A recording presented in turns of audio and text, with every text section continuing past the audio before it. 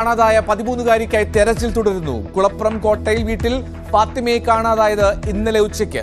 ഫാത്തിമ സുഹൃത്തിനെ phone വിളിച്ചുവെന്ന് police. Phone location കേന്ദ്രീകരിച്ച് അന്വേഷണം.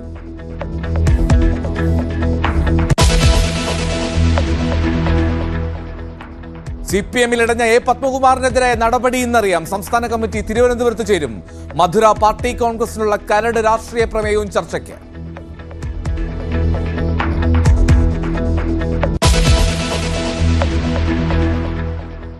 സംസ്ഥാനത്ത് നിന്ന് നിരവധിയായിട്ടുള്ള ലഹരിക്കണ്ണികളുടെ വാർത്തകൾ അനുദിനം പുറത്തുവരുന്ന ദിവസങ്ങളാണ്. അപ്പോഴാണ് പോളിടെക്നിക് സ്ഥാപനത്തിൽ നിന്ന്, കളമശ്ശേരിയിലെ പോളിടെക്നിക് ഇൻസ്റ്റിറ്റ്യൂട്ടിൽ നിന്നും ഒരു വലിയ കഞ്ചാവ് വേട്ടയുടെ വാർത്ത രാവിലെ എത്തിയത്. നമുക്ക് നോക്കാം. ആദ്യം കളമശ്ശേരി പോളിടെക്നിക് ഹോസ്റ്റലിൽ കഞ്ചാവ് ശേഖരം പിടികൂടി.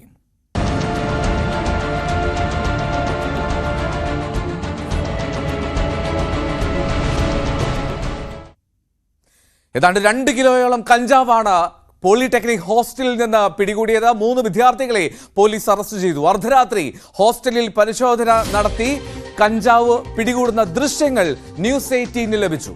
പിടിയിലായ അഭിരാജ് SFI നേതാവാണ്. പോളി യൂണിയൻ ജനറൽ സെക്രട്ടറിയാണ് അഭിരാജ്. ആജ്ഞ രവീന്ദ്രൻ വിവരങ്ങൾ നൽകും. ആജ്ഞ, ഒരുപാട് ലഹരി വാർത്തകൾ, ലഹരി സംബന്ധിച്ചുള്ള പ്രശ്നങ്ങൾ നിലനിൽക്കുകയാണ്. സംസ്ഥാനത്ത് പല അക്രമങ്ങൾ, പലതരത്തിലുള്ള ലഹരി വ്യാപാരത്തിൻ്റെയൊക്കെ വാർത്തകൾ അനുദിനം വരുമ്പോഴാണ് ഒരു പോളിടെക്നിക് ഇൻസ്റ്റിറ്റ്യൂട്ടിൻ്റെ ഹോസ്റ്റലിൽ നിന്ന് ഇത്രമാത്രം ക്വാണ്ടിറ്റിയിൽ കഞ്ചാവ് പിടികൂടുന്ന വാർത്ത വരുന്നത്. ഏതാണ്ട് 2 കിലോയോളം, ആദ്യം 10 കിലോ എന്നൊക്കെ സൂചനയുണ്ടായിരുന്നു. പക്ഷേ അതല്ല, 2 കിലോയാണ് എന്ന് അത് ചെറുതായി കണക്കാക്കാൻ കഴിയില്ല. ഒരു ഹോസ്റ്റലിൽ നിന്നാണ്, വിദ്യാർത്ഥികൾ താമസിക്കുന്ന ഇടത്തു നിന്നാണ്. ഇത് എങ്ങനെ എത്തിയതാണ്? അത് ഒരു വ്യാപാര ലക്ഷ്യമുണ്ടായിരുന്നോ? അങ്ങനെ എന്തെങ്കിലും പോലീസ് കരുതുന്നുണ്ടോ?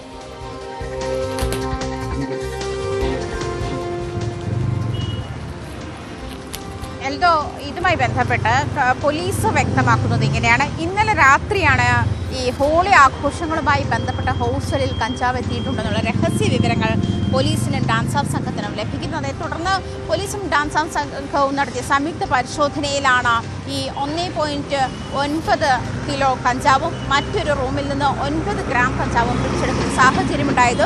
എന്ന് ആദ്യം സൂചിപ്പിച്ചതുപോലെ ഈ 10 കിലോ എന്നുള്ള ഒരു കണക്കിലേക്ക് വന്നത് ഈ 9 ഗ്രാം എന്നുള്ളത് 9 കിലോ എന്ന് ഉള്ള ഇൻഫർമേഷനിൽ തെറ്റിയതാണ് എന്നാണ് പിന്നീട് പോലീസുകാർ തന്നെ വ്യക്തമാക്കിയത്. ആദ്യം നമുക്ക് ലഭിച്ച വിവരം അങ്ങനെ തന്നെയായിരുന്നു. എന്തായാലും ഇപ്പോൾ വളരെ വ്യക്തമായിരിക്കുകയാണ്. 2 കിലോ കഞ്ചാവാണ്, ഈ പറയുന്ന കണക്കിലുള്ള കഞ്ചാവാണ് ഈ ഹോസ്റ്റലിൽ, കോളേജിലെ മെൻസ് ഹോസ്റ്റലിൽ നിന്നും പിടിച്ചെടുത്തിട്ടുള്ളത്. അങ്ങനെയാണ്. ഇതിൽ 3 വിദ്യാർത്ഥികളാണ് അറസ്റ്റിലായിട്ടുള്ളത്. ഈ 3 വിദ്യാർത്ഥികളിൽ അഭിരാജ് യൂണിയൻ ജനറൽ സെക്രട്ടറിയാണ്. SFI ഭരിക്കുന്ന പോളിടെക്നിക്കാണ്. പക്ഷേ വിദ്യാർത്ഥികളുടെ ഒരു വേർഷൻ അനുസരിച്ച് മറ്റാരോ ഹോസ്റ്റലിൽ കഞ്ചാവ് കൊണ്ടുവച്ചതാണ് എന്നുള്ളതാണ്. അത് പൂർവ്വവൈരാഗ്യം തീർക്കാൻ വേണ്ടി മറ്റാരോ പൂർവ്വ വിദ്യാർത്ഥികളാണെന്ന് സംശയമുണ്ട്. അത്തരം കാര്യങ്ങളൊക്കെയാണ് വിദ്യാർത്ഥികൾ പോലീസിനോട് പറയുന്നതെന്നാണ് പോലീസ് വ്യക്തമാക്കുന്നത്. എന്തായാലും അക്കാര്യത്തിലൊന്നും വ്യക്തത വരാനുണ്ട്. എന്നിരുന്നാൽ പോലും 3 വിദ്യാർത്ഥികളാണ് അറസ്റ്റിലായിട്ടുള്ളത്. ഈ 3 വിദ്യാർത്ഥികളിൽ കോളേജ് യൂണിയൻ ജനറൽ സെക്രട്ടറിയും ഉണ്ട് എന്നുള്ള കാര്യത്തിൽ വ്യക്തത വരുന്നുണ്ട്. യൂണിയൻ ജനറൽ സെക്രട്ടറി തന്നെയാണ് ഈ ടീമിലുള്ളത്, അതായത് അറസ്റ്റിലായ കുട്ടികളുടെ കൂട്ടത്തിലുള്ളത് എന്ന് വിദ്യാർത്ഥികളും കൺഫേം ചെയ്യുന്നുണ്ട്. വിദ്യാർത്ഥികളും അത്തരം കാര്യങ്ങൾ, അതായത് ആ ഒരു സാഹചര്യത്തിലാണ് പുറത്തു നിന്നുള്ള ആരോ ആണ് കൊണ്ടുവച്ചത് എന്നിട്ട് പിടിയിലായ യൂണിയൻ ജനറൽ സെക്രട്ടറിയാണ് അഭിരാജാണ്. ഈ അഭിരാജിൻ്റെ ബന്ധം, അതായത് ഇത്തരത്തിൽ കുട്ടികളിലേക്ക് എന്തോ സൂചിപ്പിച്ചതുപോലെ ചെറിയ എമൗണ്ട് അല്ല, വലിയ എമൗണ്ടാണ് 2 കിലോ എന്ന് പറയുന്നത്. ഈ ഹോസ്റ്റലിലെ മുഴുവൻ കുട്ടികൾക്കും വേണ്ടി ഉപയോഗിക്കാൻ വേണ്ടിയാണോ? ഏതൊക്കെ കുട്ടികൾ ഇതിൽ ഭാഗഭാഗമായിട്ടുണ്ടോ തുടങ്ങിയ കാര്യങ്ങളൊക്കെ പോലീസ് അന്വേഷിച്ച് വരുന്നുണ്ട്. അതുമാത്രമല്ല, ഈ 2 കിലോ എന്ന് പറയുന്നത് ഈ ഹോളി ആഘോഷങ്ങളുമായി ബന്ധപ്പെട്ട് കോളേജ് ഹോസ്റ്റലിലെത്തിയ കഞ്ചാവാണെന്ന് പറയുന്നു. അങ്ങനെയെങ്കിൽ കുറച്ച് വിദ്യാർത്ഥികൾ പോലീസിനെ കണ്ട് ഓടി രക്ഷപ്പെട്ടിട്ടുണ്ട്. അവരുടെ വിശദാംശങ്ങൾ പോലീസ് തേടും. എന്നാലും പ്രിൻസിപ്പാൾ ഇന്ന് അല്പസമയത്തിനകം മാധ്യമങ്ങളെ കാണുമെന്ന് അറിയാൻ കഴിയുന്നത്. നേരത്തെ തന്നെ ഇതുമായി ബന്ധപ്പെട്ട ഇത്തരം കോളേജ് ഹോസ്റ്റലിൽ കഞ്ചാവ് ഉപയോഗിച്ചിരുന്ന സാഹചര്യം ഉണ്ടായിരുന്നു. അത്തരം കണ്ടെത്തലുകൾ അധ്യാപകരുടെ ഭാഗത്തുനിന്നും ഉണ്ടായിട്ടുണ്ട് എന്ന് പോലീസ് പ്രിൻസിപ്പാൾ വ്യക്തമാക്കിയിട്ടുണ്ട്. അതേസമയം ഹരിപ്പാട് സ്വദേശി ആദിത്യനും മറ്റൊരാൾ കുളത്തൂപ്പുഴ സ്വദേശി ആകാശുമാണ് ഈ അഭിരാജിനൊപ്പം പിടിയിലായിട്ടുള്ളത്. ഇന്നലെ രാത്രിയോട് കൂടി നടത്തിയ പരിശോധന ഇന്ന് രാവിലെ 4 മണിയോട് കൂടിയാണ് അവസാനിച്ചത്. ഈ 7 മണിക്കൂറോളം നീണ്ട പരിശോധനയ്ക്കൊടുവിലാണ് ഈ 2 കിലോ കഞ്ചാവ് കോളേജ് ഹോസ്റ്റലിൽ നിന്നും പിടിച്ചെടുത്തിട്ടുള്ളത്. നമുക്കറിയാം 10th കഴിഞ്ഞിട്ടുള്ള വിദ്യാർത്ഥികൾ മുതൽ ഉള്ള ഏജ് ഗ്രൂപ്പിലുള്ള ആളുകളാണ് പോളിടെക്നിക് ഓപ്റ്റ് ചെയ്ത് വരുന്നത്. ഈ പോളിടെക്നിക് ഹോസ്റ്റലിൽ ആ ഏജ് ഗ്രൂപ്പിൽ അതല്ല 16 വയസ്സ് മുതൽ 21 വയസ്സ് വരെ ഉള്ളവരുണ്ട് എന്നാണ് മനസ്സിലാക്കാൻ കഴിയുന്നത്. ആ ഒരു സാഹചര്യത്തിൽ ഇത്തരം ചെറിയ ഒരു ഏജ് ഗ്രൂപ്പിലുള്ള ആളുകൾ അതാണ് പ്രധാനപ്പെട്ട കാര്യം. ഈ വിദ്യാർത്ഥികൾക്കിടയിൽ ഇത്തരത്തിൽ കഞ്ചാവിന്റെ ഉപയോഗമുണ്ട് എന്നുള്ളത് വളരെ പ്രധാനപ്പെട്ട കാര്യമാണ്. മാത്രമല്ല ഇത്രയും വലിയൊരു ക്വാണ്ടിറ്റിയിൽ 2 കിലോയോളം ഹോസ്റ്റലിൽ നിന്ന് കണ്ടെത്തുന്നതിൽ അതിൽ വിദ്യാർത്ഥികൾ സൂചിപ്പിക്കുന്നു അതിലൊരു ഗൂഢാലോചനയുണ്ട്, മറ്റാരോ കൊണ്ടുവച്ചതാണ് എന്ന്. എന്താണെങ്കിലും പോലീസ് അന്വേഷിക്കട്ടെ, പോലീസ് അതിൽ ഒരു വ്യക്തത വരുത്തട്ടെ. യൂണിയൻ ജനറൽ സെക്രട്ടറി അഭിരാജ് ഉൾപ്പെടെയുള്ള 3 പേരാണ് നിലവിൽ അറസ്റ്റിലായിട്ടുള്ളത്. വിശദമായി തന്നെ ചോദിച്ചറിയട്ടെ പോലീസ്, കളമശ്ശേരി പോലീസ് അതിന്റെ പിന്നാലെ തന്നെയാണ്. കോളേജ് പ്രിൻസിപ്പലിന്റെ വാർത്താ സമ്മേളനം ഉണ്ടാകും, പ്രതികരണം ഉണ്ടാകുമെന്ന് പ്രതീക്ഷിക്കുന്നു. ഒപ്പം തൃക്കാക്കര ACPയുടെ പ്രതികരണവും അല്പസമയത്തിനും ഉണ്ടാകുമെന്നാണ് കരുതേണ്ടത്. ആജ്ഞ രവീന്ദ്രനാണ് വിവരങ്ങൾ നൽകിയത് കൊച്ചിയിൽ നിന്ന്.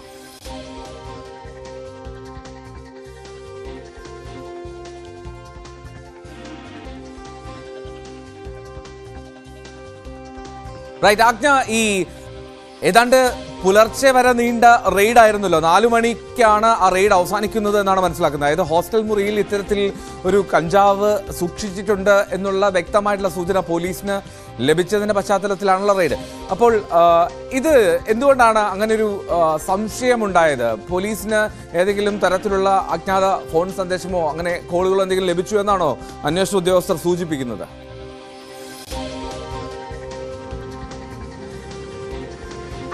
രഹസ്യവിവരത്തിന്റെ അടിസ്ഥാനത്തിലാണ് പോലീസ് ക്യാമ്പസിനുള്ളിൽ, അത് പ്രത്യേകിച്ചും ക്യാമ്പസിനുള്ളിലാണ് ഹോസ്റ്റലുള്ളത്, അതിനകത്ത് വെച്ച് പിടിച്ചെടുത്തതാണ് ഇത്ര വലിയ ഒരു വിഷയമായി നമ്മൾക്ക് പരിഗണിക്കേണ്ടത്. കാരണം പുറത്ത് വെച്ചായിരുന്നെങ്കിൽ ഒരു പക്ഷേ ഇത് ഇത്രയും വലിയ ഗ്രാവിറ്റി ഉള്ള ഒരു വിഷയമായി മാറില്ലായിരുന്നു. ഈ 16 മുതൽ 21 വരെ ഏജ് ഗ്രൂപ്പിലുള്ള കുട്ടികൾ പഠിക്കുന്ന കോളേജിനുള്ളിൽ ഈ വലിയ എമൗണ്ട് കഞ്ചാവ് എങ്ങനെ എത്തി എന്നുള്ളത് തന്നെയാണ് മനസ്സിലാക്കേണ്ടതും വ്യക്തമാകേണ്ടതും. അതുതന്നെയാണ് ഈ യൂണിയൻ ഭാരവാഹി സൂചിപ്പിക്കുന്നത് പോലെ പുറത്തു നിന്നുള്ള ആളുകൾ കൊണ്ടുവച്ചിട്ടുള്ളതാണോ അതോ കോളേജ് ഹോസ്റ്റലിൽ ഉള്ളവർ ഈ ഹോളി ആഘോഷത്തിൻ്റെ ഭാഗമായി ഇവിടെ എത്തിയ കഞ്ചാവാണോ എന്നുള്ളതാണ് വ്യക്തമാകേണ്ടത്. ഹോളി ആഘോഷത്തിൻ്റെ ഭാഗമായി ഹോസ്റ്റലിൽ കഞ്ചാവ് എത്തിയിട്ടുണ്ട് എന്നുള്ള രഹസ്യ വിവരത്തിൻ്റെ അടിസ്ഥാനത്തിലാണ് പോലീസും ഡാൻസ് ഓഫ് സംഘവും സംയുക്തമായി കോളേജ് ഹോസ്റ്റലിൽ എന്നാലും ഹോളി ആഘോഷത്തിനായി കഞ്ചാവ് എത്തിക്കുന്നു എന്നുള്ളത് പോലും ഗുരുതരമായിട്ടുള്ള പ്രശ്നമാണ്. ആഘോഷങ്ങൾക്ക് ലഹരിയുടെ സാന്നിധ്യം എന്തിനാണ് എന്നുള്ളതാണ് പ്രസക്തമായ ചോദ്യം. മാത്രമല്ല ഉത്തരവാദിത്തപ്പെട്ട വിദ്യാർത്ഥി പ്രസ്ഥാനങ്ങളിലെ നേതാക്കൾ ഇതിന്റെ ഭാഗമായിട്ടുണ്ടെങ്കിൽ തീർച്ചയായിട്ടും അത് ചോദ്യം ചെയ്യപ്പെടേണ്ടതാണ്, അതിൽ വ്യക്തത വരേണ്ടതുമാണ്. ആജ്ഞയാണ് കളമശ്ശേരിയിൽ നിന്ന് പോളിടെക്നിക്കിൽ നിന്ന് വിവരങ്ങൾ നൽകിക്കൊണ്ടിരുന്നത്.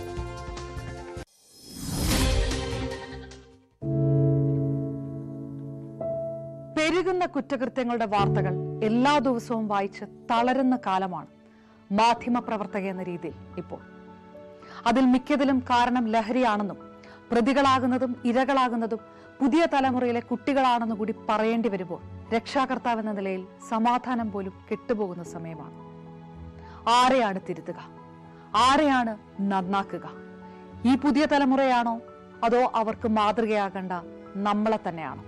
4ാമത്തെ പെഗിൽ ഐസ് ക്യൂബ് വീഴുമ്പോൾ ഞാൻ എവിടെ എത്തുമെന്ന് പറയുന്ന നായകനെ വേണ്ട എന്ന് പറയാൻ ഒരിക്കലും നമുക്ക് കഴിഞ്ഞിട്ടില്ല. എല്ലാ പ്രതിസന്ധികളിൽ നിന്നും എഴുന്നേറ്റ് വരാൻ ലഹരി ഒപ്പം വേണമെന്നും വിഷമത്തിലും സന്തോഷത്തിലുമെല്ലാം ലഹരി കൂടെ ഉണ്ടാകണം എന്ന് പറഞ്ഞ തലമുറയാണ് നമ്മുടേത്. ലഹരിക്ക് കുടുംബ സദസ്സുകളിൽ ഉണ്ടായിരുന്ന ടാബു പോലും തുടച്ചു കളഞ്ഞ തലമുറയാണ് നമ്മുടേത്. അച്ഛനും അമ്മയും കുട്ടികളുടെ മുന്നിലിരുന്ന് മദ്യപിക്കുന്ന കാലത്ത് ഇതിലും വലിയ ലഹരിയിലേക്ക് കടക്കരുതെന്ന് കുട്ടികളോട് ആ രക്ഷിതാക്കൾക്ക് എങ്ങനെയാണ് പറയാൻ കഴിയുക? നോക്കൂ, കൈവിട്ടു പോകുന്നത് നമുക്കാണ്. അതിന്റെ വലിയ വിപത്ത് അനുഭവിക്കുന്നത് പുതിയ തലമുറയും. ലഹരിക്ക് അടിമയാകാതിരിക്കൂ, സ്വതന്ത്രരാകൂ. Live free, live drug free.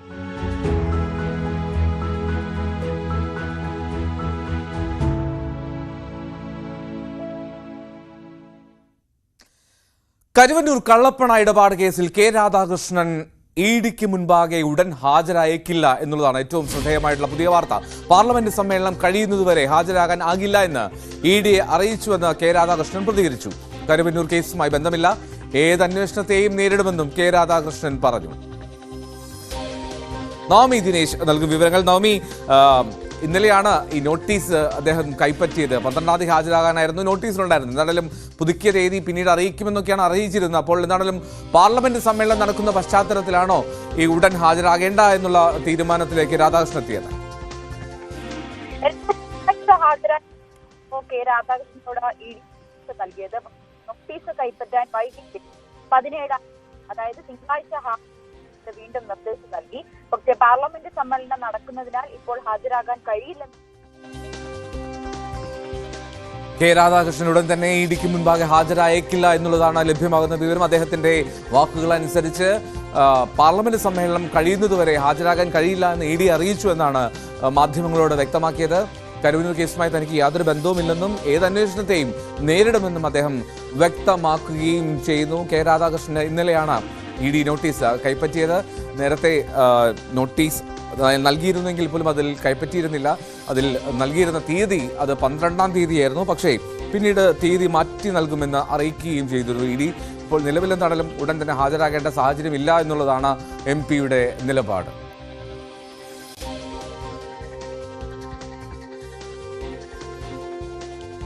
Navami വീണ്ടും ചേരുന്നുണ്ട്. നവമി, കേൾക്കാമോ വ്യക്തമായി?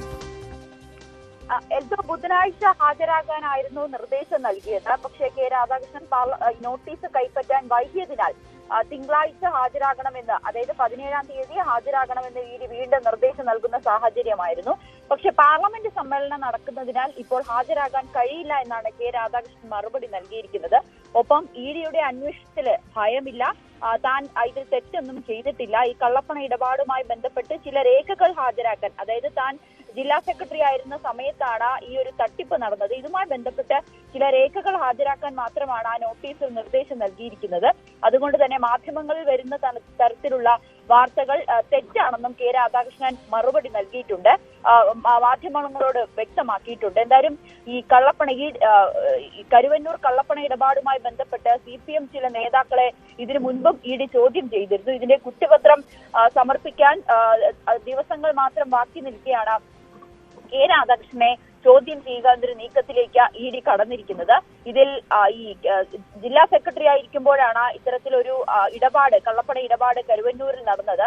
അത് കെ രാധാകൃഷ്ണന്റെ അറിവോടുകൂടിയാണോ എന്നൊരു സംശയമാണ് ഇഡി പ്രധാനമായും ഉന്നയിക്കുന്നത്. ഇതിന്റെ ഭാഗമായാണ് ഇപ്പോഴുള്ള ചോദ്യം ചെയ്യലും. എന്നാലും ഈ CPM-ന്റെ ചില അക്കൗണ്ടുകൾ അടക്കം ഫ്രീസ് ചെയ്യുന്ന ഒരു സാഹചര്യം, മരവിപ്പിക്കുന്ന ഒരു സാഹചര്യവും ഉണ്ടായിരുന്നു. എന്നാലും കെ രാധാകൃഷ്ണന് ഇതിൽ പങ്കുണ്ടോ, അല്ലെങ്കിൽ കെ രാധാകൃഷ്ണൻ ഇതുമായി ബന്ധപ്പെട്ട എന്തെങ്കിലും അറിയാമോ എന്നീ കാര്യങ്ങളായിരിക്കും പ്രധാനമായും ഇഡി ചോദ്യം ചെയ്യൽ കൊണ്ട് ഉദ്ദേശിക്കുന്നത്. പക്ഷേ പാർലമെന്റ് സമ്മേളനം കഴിയുന്നതുവരെ ഇതിൽ ചോദ്യം ചെയ്യലിന് ഹാജരാകാൻ കഴിയില്ല എന്നാണ് കെ രാധാകൃഷ്ണൻ ഇപ്പോൾ എടുത്തിരിക്കുന്ന നിലപാട്. ശരി, പാർലമെന്റ് സമ്മേളനം കഴിയുന്നതുവരെ ചോദ്യം ചെയ്യലിന് ഇഡിക്ക് മുൻപാകെ ഹാജരാകാൻ കഴിയില്ല എന്നുള്ള നിലപാട് വ്യക്തമാക്കുകയാണ് കെ രാധാകൃഷ്ണൻ. തനിക്ക് കരുവന്നൂർ കേസുമായി യാതൊരു ബന്ധവുമില്ല എന്നും രാധാകൃഷ്ണൻ മാധ്യമങ്ങളോട് വ്യക്തമാക്കുന്നു. എന്നാണെങ്കിലും ഏത് അന്വേഷണത്തെ നേരിടാൻ തയ്യാറാണെന്നും അദ്ദേഹം ആർജവം കാണിക്കുന്നുണ്ട്. നവമി ദിനേശാണ് കൊച്ചിയിൽ നിന്ന് വിവരങ്ങൾ നൽകിയത്. കൊല്ലത്ത് നിന്നും കാണാതായ 13-കാരി ഫാത്തിമ സുഹൃത്തിനെ ഫോണിൽ വിളിച്ചിരുന്നുവെന്ന് പോലീസ്.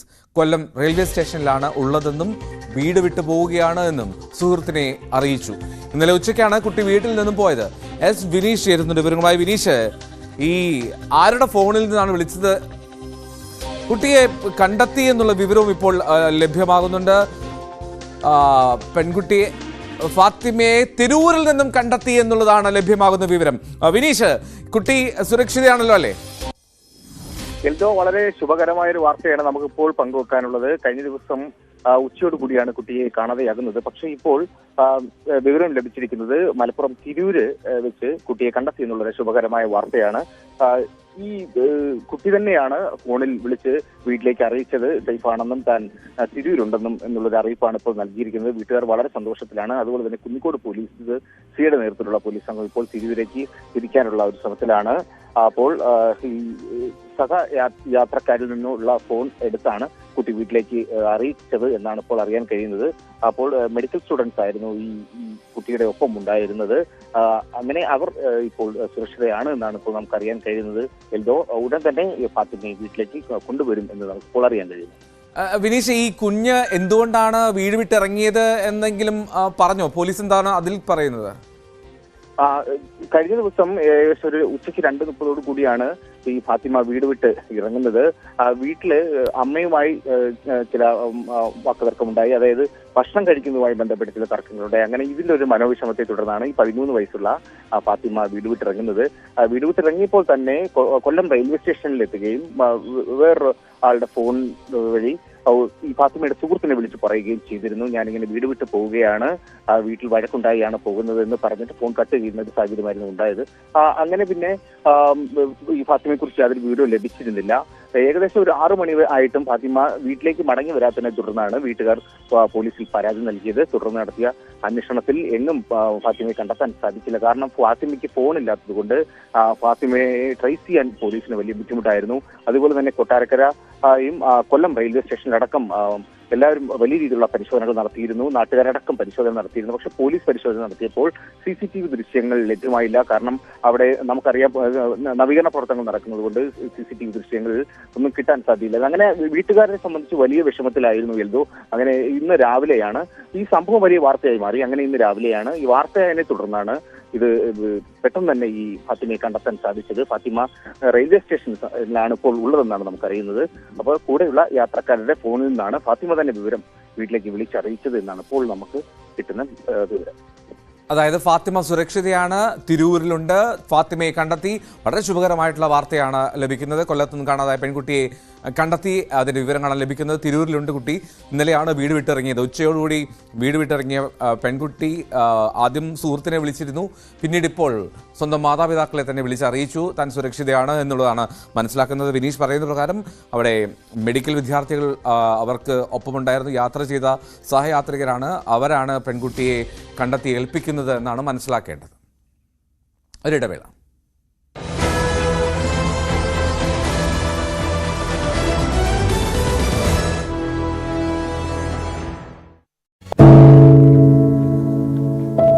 പെരുകുന്ന കുറ്റകൃത്യങ്ങളുടെ വാർത്തകൾ എല്ലാ ദിവസവും വായിച്ച് തളരുന്ന കാലമാണ് മാധ്യമപ്രവർത്തക എന്ന രീതിയിൽ ഇപ്പോൾ.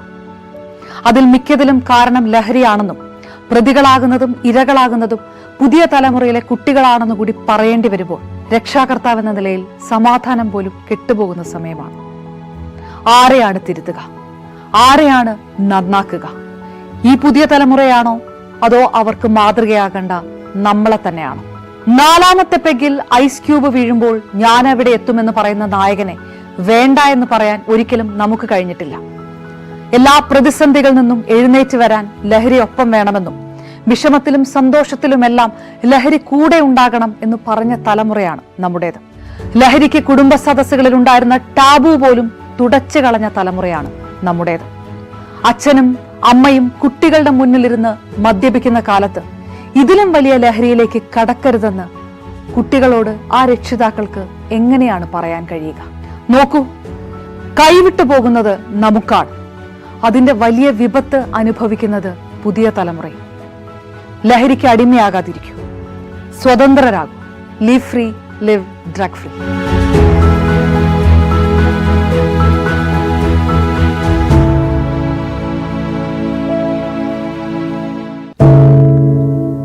എന്തുപറ്റി നമ്മുടെ നാടിന് എന്ന് ചോദിച്ചു പോകുന്ന കാര്യങ്ങളാണ് ഇപ്പോൾ സംഭവിക്കുന്നത്. എന്തൊക്കെയാണ് നമ്മുടെ യുവതലമുറ തെരുവുകളിൽ കാട്ടിക്കൂട്ടുന്നത്? കൊല്ലാൻ പോലും മടികാട്ടാത്ത ഇവർ സ്വബോധത്താൽ ഇങ്ങനെയൊന്നും ചെയ്യില്ല. നാടിന്റെ അഭിമാനമായി വളരേണ്ട യുവത്വത്തെ ഇങ്ങനെ പോകാൻ അനുവദിച്ചുകൂടാ. നമ്മൾ ഓരോരുത്തരും മാതാപിതാക്കൾ കൂടിയാണ്. നേർവഴിക്ക് നടത്താൻ, തെറ്റുകൾ പറഞ്ഞു മനസ്സിലാക്കാൻ നമുക്ക് കഴിയണം. ഇപ്പോഴത്തെ അക്രമ സംഭവങ്ങളിൽ 99% ലഹരിയുടെ, പ്രത്യേകിച്ച് ഗുരുതരമായ ആരോഗ്യ പ്രശ്നങ്ങളിലേക്ക് കൊണ്ടുവന്നെത്തിക്കുന്ന ഡ്രഗ്സിന്റെ ഉപയോഗമുണ്ടെന്ന് മനസ്സിലാക്കിയിട്ടുണ്ട്. ഇത് നിസ്സാരമല്ല. കണ്ടില്ലെന്ന് നടിക്കാൻ ആർക്കുമാവില്ല. ജീവിതം ഒട്ടേറെ ബാക്കിയുണ്ടെന്ന് യുവതലമുറ മനസ്സിലാക്കണം. സ്നേഹിക്കാൻ, സർഗാത്മകത, ലഹരിയുടെ സഹായമില്ലാതെ വളർത്താൻ അവർക്ക് കഴിയണം. നിയമത്തിന്റെ ശക്തി അവരെ ബോധ്യപ്പെടുത്തണം. Say no to drugs, a big yes to life.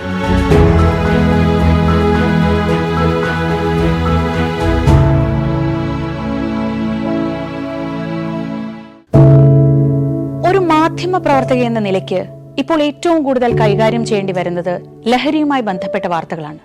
കൊച്ചുകുട്ടികൾ മുതൽ യുവാക്കൾ വരെ എല്ലാവരും ഉൾപ്പെട്ടിരിക്കുന്ന ലഹരിയുടെ ഒരു വല.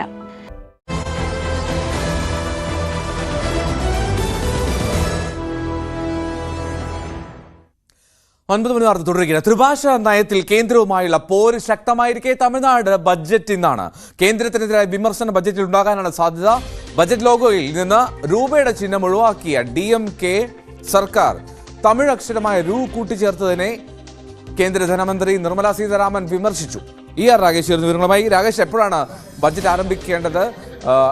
കേന്ദ്രത്തിനെതിരെ കൃത്യമായിട്ടുള്ളൊരു വിമർശന സാധ്യത ഉണ്ട് എന്നാണോ കരുതുന്നത്? എൽദോ, ബജറ്റ് അല്പസമയത്തിന് തന്നെ അവതരിപ്പിക്കും. തമിഴ്നാട് ധനമന്ത്രി തങ്കം തെന്നരശാണ് ബജറ്റ് അവതരിപ്പിക്കുക. തീർച്ചയായും എൽദോ സൂചിപ്പിച്ചപ്പോൾ തന്നെ കേന്ദ്രത്തിനെതിരായ വലിയ വിമർശനങ്ങൾ ഈ ബജറ്റിൽ ഇടം പിടിക്കുമെന്ന കാര്യത്തിൽ സംശയമില്ല. കാരണം ത്രിഭാഷാ വിവാദത്തിൽ കേന്ദ്രത്തിനെതിരെ പോരാട്ടം ഘടിപ്പിച്ചിരിക്കുകയാണ് തമിഴ്നാട് സർക്കാർ. ബജറ്റ് ലോഗോയിലടക്കം രൂപയുടെ ചിഹ്നം മാറ്റിക്കൊണ്ട് തമിഴ് അക്ഷരമായ രു ഉൾപ്പെടുത്തിക്കൊണ്ടുള്ള ബജറ്റ് ലോഗോ കഴിഞ്ഞ ദിവസം പുറത്തിറക്കിയിരുന്നു. മാത്രവുമല്ല, ഇപ്പോൾ പുറത്തു വന്ന അല്ലെങ്കിൽ അവതരിപ്പിച്ച കേന്ദ്ര ബജറ്റിൽ തമിഴ്നാടിന് പുതിയ പദ്ധതികളൊന്നും തന്നെ പ്രഖ്യാപിച്ചിരുന്നില്ല. പ്രത്യേകിച്ച് ബീഹാറിനടക്കമുള്ള വലിയ വാരിക്കോരി നൽകിയപ്പോൾ തമിഴ്നാട് ഉൾപ്പെടെയുള്ള ദക്ഷിണേന്ത്യൻ സംസ്ഥാനങ്ങളെ അവഗണിച്ചു എന്ന ആരോപണം നേരത്തെ കേരളം ഉന്നയിച്ചാണ്. തമിഴ്നാടും സമാനമായ ആരോപണം ഉന്നയിച്ചതാണ്. അപ്പോൾ കേന്ദ്രത്തിൻ്റെതായ വിമർശനം ബജറ്റിൽ ഉണ്ടാകുമെന്ന കാര്യത്തിൽ സംശയമില്ല. ഇന്നലെ ഏതായാലും ബജറ്റ് ലോഗോ രൂപയുടെ ചിഹ്നം മാറ്റിയതിൽ വലിയ വിമർശനം കേന്ദ്രം ഉന്നയിച്ചിട്ടുണ്ട്. ധനമന്ത്രി തന്നെ ഇതിനെതിരെ രംഗത്ത് വന്നു. കാരണം 2010 പ്രണബ് മുഖർജി ധനമന്ത്രിയായിരിക്കുന്ന കാലത്താണ് രൂപയ്ക്ക് ഒരു ചിഹ്നം കൊണ്ടുവരുന്നത്. അന്ന് UPA സർക്കാരിന്റെ ഭാഗമാണ് DMK. അന്ന് എന്തുകൊണ്ട് പ്രതിഷേധിച്ചില്ല? ഇപ്പോൾ എന്തുകൊണ്ട് പ്രതിഷേധിക്കുന്നു? മാത്രവുമല്ല, DMK നേതാവിന്റെ മകനാണ് ആ ചിഹ്നം രൂപകൽപ്പന ചെയ്തത്. അദ്ദേഹത്തെ അവഹേളിക്കുന്നത് തുല്യമാണ് നടപടി എന്നായിരുന്നു ധനമന്ത്രിയുടെ വിമർശനം. ഏതായാലും DMK വിഷയത്തോട് ഔദ്യോഗികമായി പ്രതികരിച്ചിട്ടില്ല. എങ്കിൽ പോലും ബജറ്റ് അടക്കമുള്ള വിഷയങ്ങൾ എന്ത് സംഭവിക്കുമെന്ന് ഉറ്റുനോക്കുകയാണ്. ഇത് മാത്രമല്ല, ഇത് അവസാന ബജറ്റാണ്. അടുത്ത വർഷം തെരഞ്ഞെടുപ്പാണ് തമിഴ്നാട്ടിൽ. സമ്പൂർണ്ണ ബജറ്റ് അവതരിപ്പിക്കാൻ കഴിയില്ല. അതുകൊണ്ട് തന്നെ കേന്ദ്രത്തിൻ്റെതായ വിമർശനം ശക്തമാക്കിക്കൊണ്ട് മുന്നോട്ട് പോവുകയാണ് DMK. മറുവശത്ത് മണ്ഡല പുനർനിർണ്ണയം അടക്കമുള്ള വിഷയങ്ങളിൽ ശക്തമായ നിലപാടുമായി DMK മുന്നോട്ട് പോകുന്നു. കർണാടക സർക്കാർ ഇതിനോടൊപ്പം തന്നെ പിന്തുണ പ്രഖ്യാപിച്ചിട്ടുണ്ട്. 22-ന് ചെന്നൈയിൽ നടക്കുന്ന സമ്മേളനത്തിൽ ഉപമുഖ്യമന്ത്രി DK ശിവകുമാർ പങ്കെടുക്കുമെന്ന് സിദ്ധരാമയ്യ അറിയിച്ചിട്ടുണ്ട്. അടുത്ത ദിവസം കേരളത്തിലെത്തി സംസ്ഥാന സർക്കാരിനെ കൂടി ഈ ചടങ്ങിൽ ഭാഗമാകണമെന്ന് മുഖ്യമന്ത്രി തന്നെ നേരിട്ടെത്തണമെന്ന അഭ്യർത്ഥന തമിഴ്നാട് സർക്കാരിന്റെ ഭാഗത്തുണ്ടാകും. അങ്ങനെ ഭാഷാ വിവാദം, ഒപ്പം തന്നെ മണ്ഡല പുനർനിർണ്ണയം അടക്കമുള്ള വിഷയങ്ങളിൽ വലിയ പ്രതിഷേധവുമായി കേന്ദ്രത്തിനെതിരെ മുന്നോട്ട് പോവുകയാണ് തമിഴ്നാട് സർക്കാരും DMK-യും. എൽദോ, DMK കേന്ദ്രത്തിനെതിരെ എടുക്കുന്ന നിലപാടിൽ അതിൻ്റെ ഒരു നിർണായകമായിട്ടുള്ള സ്വാധീനം ഇന്നത്തെ ബജറ്റിൽ ഉണ്ടാകുമെന്നാണ് പ്രതീക്ഷിക്കേണ്ടത്. കൃത്യമായിട്ടുള്ള വിമർശന സാധ്യതയുണ്ടെന്ന് ER രാകേഷ് റിപ്പോർട്ട് ചെയ്യുന്നു ന്യൂസ് ഡെസ്കിൽ നിന്ന്. സ്വർണ്ണക്കടത്ത് കേസിൽ അറസ്റ്റിലായ കന്നഡ നടി രന്യ റാവുവിന്റെ ജാമ്യാപേക്ഷയിൽ ഇന്ന് വിധി പറയും. കർണാടക ഹൈക്കോടതിയാണ് വിധി പറയുക. നേരത്തെ രന്യയെ ബംഗളൂരുവിലെ പ്രത്യേക കോടതി 24-ാം തീയതി വരെ കസ്റ്റഡിയിൽ വിട്ടിരുന്നു. നടപടിക്രമങ്ങൾ പാലിക്കാതെയാണ് അറസ്റ്റെന്ന് ചൂണ്ടിക്കാട്ടിയാണ് രന്യ ഹൈക്കോടതിയെ സമീപിച്ചത്. രന്യ റാവുവിന്റെ ഭർത്താവും ആർക്കിടെക്റ്റുമായ ജതിൻ ഹുക്കേരിയുമായി ബന്ധപ്പെട്ട സ്ഥലങ്ങളിലും ഇന്നലെ എൻഫോഴ്സ്മെന്റ് ഡയറക്ടറേറ്റും CBI-യും DRI-യും സംയുക്ത പരിശോധന നടത്തിയിരുന്നു. സ്വർണ്ണ കള്ളക്കടത്ത് റാക്കറ്റിന്റെ ഫണ്ടിനെക്കുറിച്ചും ഇന്ത്യയിലേക്ക് കൊണ്ടുവന്ന സ്വർണം അവസാനമായി വാങ്ങിയവരെക്കുറിച്ചും കേന്ദ്ര ഏജൻസികൾ അന്വേഷണം നടത്തുന്നുണ്ട്. മാർച്ച് 3-നാണ് 12 കോടിയിലേറെ രൂപ വിലയുള്ള സ്വർണവുമായി രന്യ ബംഗളൂരു വിമാനത്താവളത്തിൽ പിടിയിലാവുന്നത്. 6 മാസത്തിനിടെ 27 തവണ രന്യ ദുബായ് യാത്ര നടത്തിയെന്നാണ് വിവരം. നിറങ്ങളുടെ ഉത്സവമായ ഹോളി ആഘോഷത്തിലാണ് ഉത്തരേന്ത്യ. ചായക്കൂട്ടുകൾ ഒരുക്കിയാണ് നാടും നഗരവും ഹോളിയെ വരവേൽക്കുന്നത്. രാഷ്ട്രപതി ദ്രൗപദി മുർമു, പ്രധാനമന്ത്രി നരേന്ദ്രമോദി തുടങ്ങിയവർ എല്ലാവർക്കും ഹോളി ആശംസകൾ നേർന്നു. സംഘർഷ സാധ്യത കണക്കിലെടുത്ത് ഉത്തർപ്രദേശിലെ സംഭൽ ഉൾപ്പെടെ കനത്ത സുരക്ഷയിലാണ്. ER രാകേഷ് വിവരങ്ങൾ നൽകും. രാകേഷ്, സംഭലിൽ ഉത്തർപ്രദേശിലെ മറ്റു ചില മേഖലകളിലുമൊക്കെ കാര്യമായിട്ടുള്ള നിയന്ത്രണം ഏർപ്പെടുത്തിയിട്ടുണ്ട്. ഒപ്പം തന്നെ ഹൈദരാബാദിലും ഉണ്ടല്ലോ ചില നിയന്ത്രണങ്ങൾ. എൽദോ, ഉത്തരേന്ത്യ ഹോളി ആഘോഷിക്കുകയാണ്. ഏതായാലും കഴിഞ്ഞ കാലങ്ങളിലൊക്കെ തന്നെ കടുത്ത ശൈത്യകാലമാണ് കടന്നുപോയത് ഉത്തരേന്ത്യയിൽ, ഡൽഹി അടക്കമുള്ള ഉത്തരേന്ത്യൻ സംസ്ഥാനങ്ങളിൽ. പക്ഷെ അത് മാറുകയാണ്. വസന്തം വന്നിരിക്കുന്നു. അങ്ങനെ വസന്തത്തിന്റെ വരവറിയിച്ചുകൊണ്ടാണ് ഉത്തരേന്ത്യ ഹോളി ആഘോഷിക്കുന്നത്. ഇനിയുള്ള ദിവസങ്ങൾ ചൂടുകാലത്തേക്ക് പതിയെ നടന്നു നീങ്ങുകയാണ് ഉത്തരേന്ത്യ. വലിയ ആഘോഷം പലയിടങ്ങളിലും നടക്കുന്നു. ഹോളിയുമായി ബന്ധപ്പെട്ട നിരവധി ഐതിഹ്യങ്ങളുണ്ട്. പ്രത്യേകിച്ച് പ്രഹ്ലാദനുമായി ബന്ധപ്പെട്ട ഐതിഹ്യമുണ്ട്, ഒപ്പം തന്നെ രാധാകൃഷ്ണ പ്രണയവുമായി ബന്ധപ്പെട്ട ഐതിഹ്യമുണ്ട്. അതുകൊണ്ട് തന്നെ മധുരയിലടക്കം ശ്രീകൃഷ്ണന്റെ ജന്മസ്ഥലം എന്ന് പറയപ്പെടുന്ന മധുരയിലടക്കം വലിയ ആഘോഷങ്ങളാണ് നടക്കുന്നത്. എൽദോ സൂചിപ്പിച്ച പോലെ തന്നെ ഇത്തവണ ഹോളി ആഘോഷത്തിന് വലിയ നിയന്ത്രണങ്ങളുമുണ്ട്. കാരണം റമദാൻ വ്രതത്തിനിടയിൽ തന്നെയാണ് ഹോളി വരുന്നത്. പ്രത്യേകിച്ച് ഇന്ന് വെള്ളിയാഴ്ചയാണ്. അതുകൊണ്ട് തന്നെ യു.പിയിലെ പലയിടങ്ങളിലും സംഘർഷ സാധ്യത കണക്കിലെടുത്തുകൊണ്ട് തന്നെ വലിയ നിയന്ത്രണം ഏർപ്പെടുത്തിയിട്ടുണ്ട്. സമ്പലിൽ പ്രത്യേകിച്ച് ക്ഷേത്രമെന്ന് അവകാശപ്പെടുന്ന സ്ഥലത്ത് അവിടെ നേരത്തെ സർവേ ഒക്കെ നടന്നതാണ്. വലിയ പ്രതിഷേധങ്ങൾ നേരത്തെയും ഉണ്ടായ സ്ഥലമാണ്. അപ്പോൾ സമ്പലിലടക്കമുള്ള സ്ഥലങ്ങളിൽ വലിയ സുരക്ഷ ഒരുക്കിയിട്ടുണ്ട്. ഭരണകൂടം തന്നെ അവിടെ പള്ളികളൊക്കെ തന്നെ ടാർപോളിന് ഉപയോഗിച്ചുകൊണ്ട് അടച്ചുകൊണ്ട് ഒരു സുരക്ഷാ ക്രമീകരണം ഒരുക്കിയിട്ടുണ്ട്. ക്രമസമാധാനം നിലനിർത്തുക, ഒപ്പം തന്നെ മതസൗഹാർദ്ദ അന്തരീക്ഷം നിലനിർത്തുക, ഇത് കണക്കിലെടുത്തുകൊണ്ടാണ് ഇത്തരം തീരുമാനമായി മുന്നോട്ട് പോകുന്നതെന്ന വിശദീകരണമാണ് ജില്ലാ ഭരണകൂടം നൽകുന്നത്. അവിടെ മാത്രമല്ല, സമ്പലിൽ മാത്രമല്ല, പലയിടങ്ങളിലും സമാനമായ രീതിയിൽ ഇത്തരത്തിൽ നിയന്ത്രണം ഏർപ്പെടുത്തിയിട്ടുണ്ട്. സംസ്ഥാനത്തൊട്ടാകെ ഏതാണ്ട് യു.പിയിൽ മാത്രം ഏതാണ്ട് 189 പള്ളികൾ ഇത്തരത്തിൽ ടാർപോളിന് ഉപയോഗിച്ച് അടച്ചിട്ടുണ്ട്. അങ്ങനെ വലിയ സുരക്ഷയിൽ കൂടി തന്നെയാണ് ഇത്തവണ ഹോളി ആഘോഷങ്ങൾ നടക്കുന്നത്. പ്രധാനമന്ത്രി, ഒപ്പം തന്നെ രാഷ്ട്രപതി തുടങ്ങിയവരൊക്കെ തന്നെ ഹോളി ആശംസകൾ അറിയിച്ചിട്ടുണ്ട്. അങ്ങനെ വലിയ ആഘോഷത്തിമിർപ്പിലാണ് ഇപ്പോൾ ഉത്തരേന്ത്യ ഉള്ളത്. എൽദോ, ആഘോഷത്തിമിർപ്പിലാണ് ഉത്തരേന്ത്യ. സംഘർഷ സാധ്യതയുള്ള പ്രദേശങ്ങളിൽ വലിയ സുരക്ഷയാണ്. ഹൈദരാബാദിലും ചില നിയന്ത്രണങ്ങളൊക്കെ ഏർപ്പെടുത്തിയിട്ടുണ്ട് ആഘോഷം സംബന്ധിച്ച്. ആർ രാകേഷാണ് വിവരങ്ങൾ നൽകിയത്. കാനഡയുടെ പ്രധാനമന്ത്രിയായി മാർക്ക് കാർണി ഇന്ന് സത്യപ്രതിജ്ഞ ചെയ്യും. കാർണിയുടെയും ക്യാബിനറ്റ് മന്ത്രിമാരുടെയും സത്യപ്രതിജ്ഞയ്ക്ക് ഗവർണർ ജനറൽ മേരി സൈമൺ അധ്യക്ഷത വഹിക്കും.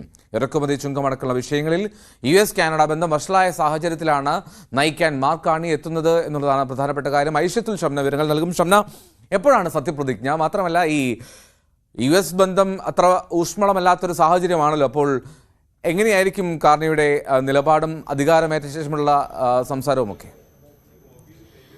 എൽദോ, ഇന്ന് ഇന്ത്യൻ സമയം രാത്രി 8:30 ആദ്യ മന്ത്രിസഭാ യോഗം ചേരുന്നത്. എന്തായാലും കാനഡയുടെ 24ാമത്തെ പ്രധാനമന്ത്രിയായി കാർണി വരുമ്പോൾ അതേറെ പ്രതീക്ഷയോടുകൂടി തന്നെയാണ് കനേഡിയൻ ജനത കാത്തിരിക്കുന്നത്. കാരണം 2008 സാമ്പത്തിക മാന്ദ്യ സമയത്തൊക്കെ കാനഡയെ പിടിച്ചു നിർത്തിയ ഒരാൾ എന്ന് തന്നെ പറയണം കാർണിയെ. അതുപോലെ സാമ്പത്തിക വിദഗ്ധനായിരുന്നു, ബാങ്ക് ഓഫ് കാനഡയുടെയൊക്കെ ഗവർണറായിരുന്നു. അങ്ങനെ വലിയ സാമ്പത്തിക വിദഗ്ധൻ കൂടിയായിട്ടുള്ള കാർണി പ്രധാനമന്ത്രിയാവുമ്പോൾ, ഒപ്പം ട്രൂഡോയുടെ 9 വർഷത്തെ ഭരണത്തിന് ശേഷം കാർണി വരുമ്പോഴൊക്കെ അത് ഏറെ പ്രതീക്ഷയോടെയാണ് കനേഡിയൻ ജനത കാത്തിരിക്കുന്നത്. ഒപ്പം ഈ താരിഫ് ചുമത്തിയ ട്രംപ് കാനഡയ്ക്ക് മേൽ അലുമിനിയം, സ്റ്റീൽ അടക്കമുള്ള ഉൽപ്പന്നങ്ങൾക്ക് വലിയ രീതിയിൽ താരിഫ് ചുമത്തിയ ഈ ഒരു സാഹചര്യത്തിൽ അതിനെയൊക്കെ കൃത്യമായി പ്രതിരോധിക്കാൻ, അതായത് ട്രംപിനെ തന്നെ പ്രതിരോധിക്കാൻ കഴിയുന്ന ഏറ്റവും അനുയോജ്യനായ ഒരാൾ എന്ന് തന്നെയാണ് വിദഗ്ധരടക്കം ഇപ്പോൾ കാർണിയെ വിശേഷിപ്പിക്കുന്നത്. അതുകൊണ്ട് തന്നെ കാർണിയുടെ ഭരണം അതേറെ പ്രതീക്ഷയോടുകൂടി തന്നെയാണ് ജനത കാത്തിരിക്കുന്നത്. ഒപ്പം തന്നെ ഈ കാനഡയുടെയും അമേരിക്ക അടക്കമുള്ള മറ്റ് രാജ്യങ്ങളിലേക്കൊക്കെയുള്ള കാനഡയുടെ ബന്ധം അത് കൂടുതൽ ശക്തിപ്പെടുത്താൻ കാർണിക്ക് സാധിക്കും. കാനഡയുടെ സമ്പദ് വ്യവസ്ഥ അത് സുരക്ഷിതമാക്കാൻ ഒക്കെ ഏറ്റവും അനുയോജ്യനായിട്ടുള്ള ഒരാൾ തന്നെയായിരിക്കും പുതിയ പ്രധാനമന്ത്രി എന്നാണ് കനേഡിയൻ ജനതയടക്കം വിശ്വസിക്കുന്നതും പ്രതീക്ഷിക്കുന്നതും. ഒപ്പം ഇന്ന് രാത്രി 8:30 ആദ്യ മന്ത്രിസഭാ യോഗം ചേരുന്നത്. അതിനുശേഷം ഇക്കാര്യങ്ങളിലടക്കം, ഈ താരിഫ് ചുമത്തിയതിലടക്കമുള്ള കൃത്യമായ നിലപാടുകൾ കാർണി അഭിസംബോധന ചെയ്ത് സംസാരിക്കും എന്ന് കൂടി പ്രതീക്ഷിക്കുന്നു. എൽദോ, റൈറ്റ്. എന്താണ് സത്യപ്രതിജ്ഞ? ഇന്നാണ് രാത്രി 8:00 ഇന്ത്യൻ സമയം. ആ സമയത്താണ് ആദ്യ മന്ത്രിസഭാ യോഗം. അതിനുശേഷം ഒരുപക്ഷേ നിർണായകമായിട്ടുള്ള വിഷയങ്ങളിൽ നിലപാട് പറയുമോ എന്ന് നമുക്ക് കാത്തിരിക്കാം. കാർണി. ഐഷത്തുൽ ഷംനയാണ് വിവരങ്ങൾ നൽകിയത്. യുക്രൈൻ യുദ്ധത്തിൽ 30 ദിവസത്തെ വെടിനിർത്തൽ നിർദ്ദേശത്തെക്കുറിച്ച് തനിക്ക് സംശയങ്ങളുണ്ടെന്ന് റഷ്യൻ പ്രസിഡന്റ് വ്ളാഡിമിർ പുടിൻ. വെടിനിർത്തൽ നടപ്പാക്കിയാൽ കുർസ്ക് മേഖലയിലും മറ്റിടങ്ങളിലും സ്ഥിതി എങ്ങനെ മാറുമെന്ന് വ്യക്തമല്ല. US നിലപാടിനെ എന്നാൽ പുടിൻ പ്രശംസിക്കുകയും ചെയ്തു. സൈദ്ധാന്തികമായി റഷ്യ അതിനെ പിന്തുണയ്ക്കുന്നു. എന്നാൽ കരാർ അംഗീകരിക്കുന്നതിന് മുൻപ് നിരവധി കാര്യങ്ങളുണ്ട് ചർച്ച ചെയ്യാൻ എന്നും റഷ്യൻ പ്രസിഡന്റ് പറഞ്ഞു.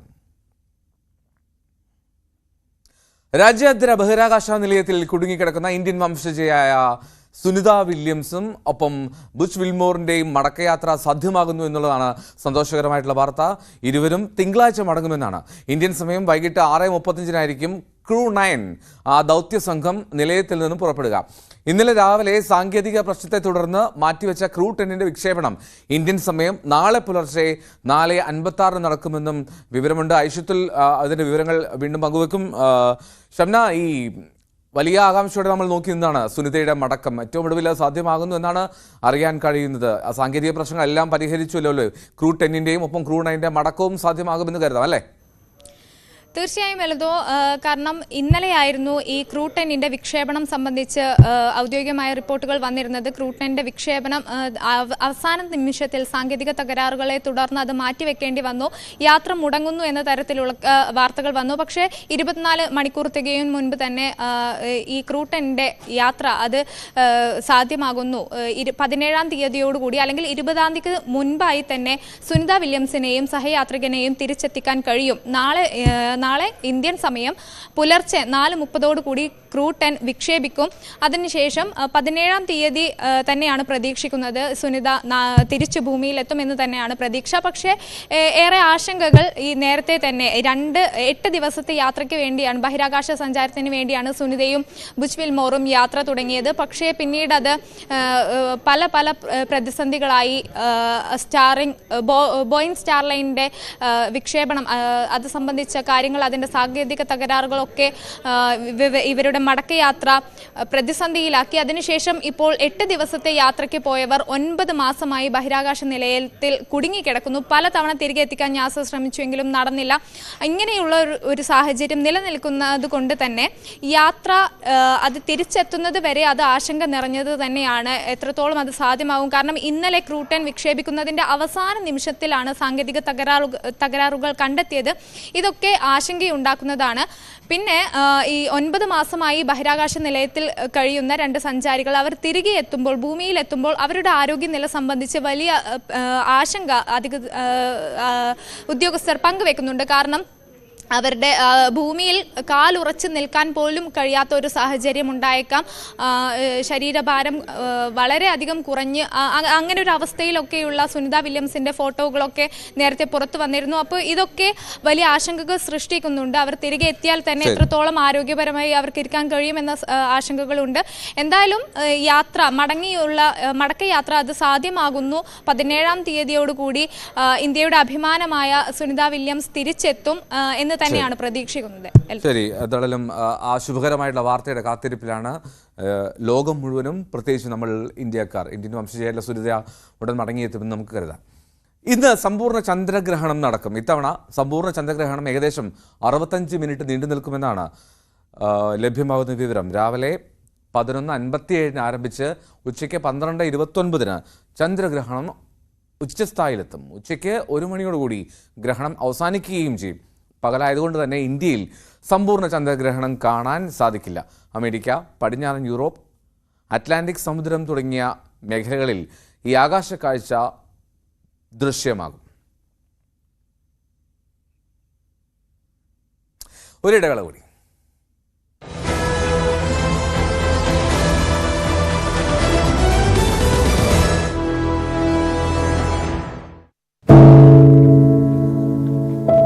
പെരുകുന്ന കുറ്റകൃത്യങ്ങളുടെ വാർത്തകൾ എല്ലാ ദിവസവും വായിച്ച് തളരുന്ന കാലമാണ് മാധ്യമപ്രവർത്തക എന്ന രീതിയിൽ ഇപ്പോൾ.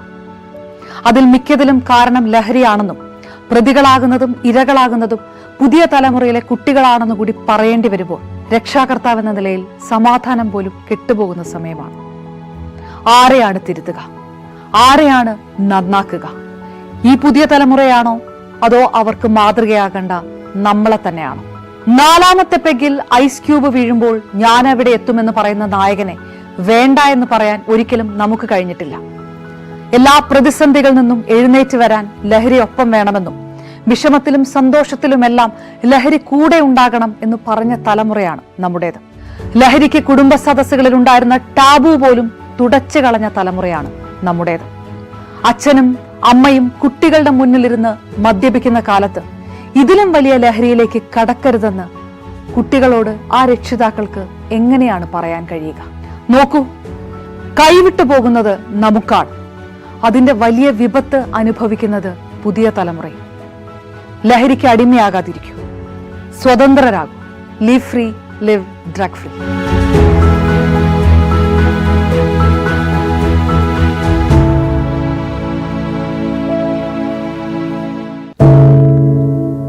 എന്തു പറ്റി നമ്മുടെ നാടിന് എന്ന് ചോദിച്ചു പോകുന്ന കാര്യങ്ങളാണ് ഇപ്പോൾ സംഭവിക്കുന്നത്. എന്തൊക്കെയാണ് നമ്മുടെ യുവതലമുറ തെരുവുകളിൽ കാട്ടിക്കൂട്ടുന്നത്? കൊല്ലാൻ പോലും മടികാട്ടാത്ത ഇവർ സ്വബോധത്താൽ ഇങ്ങനെയൊന്നും ചെയ്യില്ല. നാടിന്റെ അഭിമാനമായി വളരേണ്ട യുവത്വത്തെ ഇങ്ങനെ പോകാൻ അനുവദിച്ചുകൂടാ. നമ്മൾ ഓരോരുത്തരും മാതാപിതാക്കൾ കൂടിയാണ്. നേർവഴിക്ക് നടത്താൻ, തെറ്റുകൾ പറഞ്ഞു മനസ്സിലാക്കാൻ നമുക്ക് കഴിയണം. ഇപ്പോഴത്തെ അക്രമ സംഭവങ്ങളിൽ 99% ലഹരിയുടെ, പ്രത്യേകിച്ച് ഗുരുതര പറഞ്ഞത്.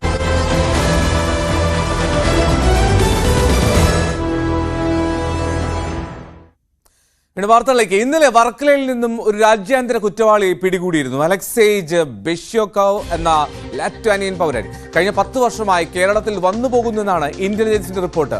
റഷ്യയിലേക്ക് മടങ്ങുന്നതിന് 2 മണിക്കൂർ മുമ്പാണ് ഇന്നലെ ഇയാളെ കേരള പോലീസ് പിടികൂടിയത്. CBI നൽകിയ വിവരത്തെ തുടർന്നായിരുന്നു രാജ്യാന്തര കുറ്റവാളിയെ പിടികൂടാനുള്ള സാഹചര്യം ഒരുങ്ങിയത്. ഭീകരർക്കുൾപ്പെടെ ക്രിമിനൽ സംഘങ്ങൾക്ക് കള്ളപ്പണം വെളുപ്പിക്കാൻ ഇടപെട്ട ക്രിപ്റ്റോ കറൻസി എക്സ്ചേഞ്ചിന്റെ സഹസ്ഥാപകനാണ് അലക്സേജ്. VV വിനോദ് വിവരങ്ങൾ നൽകും. വിനോദ്, ഇയാൾ ഇങ്ങനെ നിരന്തരം കേരളത്തിൽ വന്നു പോകുന്നതിന്റെ കാര്യം എന്താണ്? പട്യാല കോടതിയുടെ വാറന്റിലാണ് ഇപ്പോൾ ഈ അറസ്റ്റ് ഉണ്ടായിരിക്കുന്നത്.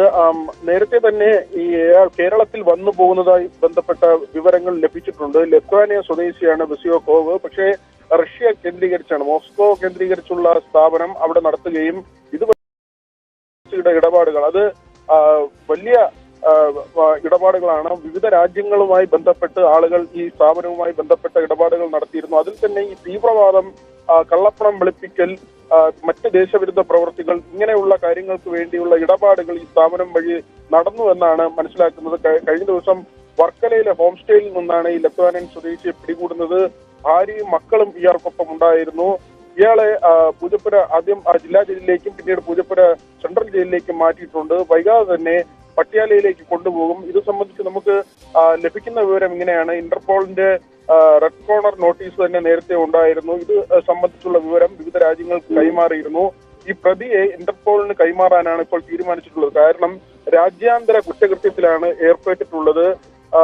ബില്യൺ കണക്കിന് ക്രിപ്റ്റോ ഇടപാടുകൾ, അത് നിയമവിരുദ്ധമായ ഇടപാടുകൾ നടത്തിയെന്ന് കണ്ടെത്തിയിരുന്നു. അത് പ്രത്യേകിച്ച് 2019-20 കാലഘട്ടങ്ങളിലാണ് ഏറ്റവും കൂടുതൽ ഇടപാടുകൾ നടന്നിട്ടുള്ളത്. വിവിധ രാജ്യങ്ങളിലെ തീവ്രവാദ സംഘടനകൾക്ക് വേണ്ടിയുള്ള പ്രവർത്തനം നടത്തിയെന്ന കണ്ടെത്തലാണുള്ളത്. ഇവർക്ക് ആവശ്യമായ പണം, അത് കള്ളപ്പണം, പ്രത്യേകിച്ച് കള്ളപ്പണം വെളുപ്പിച്ചു നൽകി എന്നത് അടക്കമുള്ള കാര്യങ്ങൾ.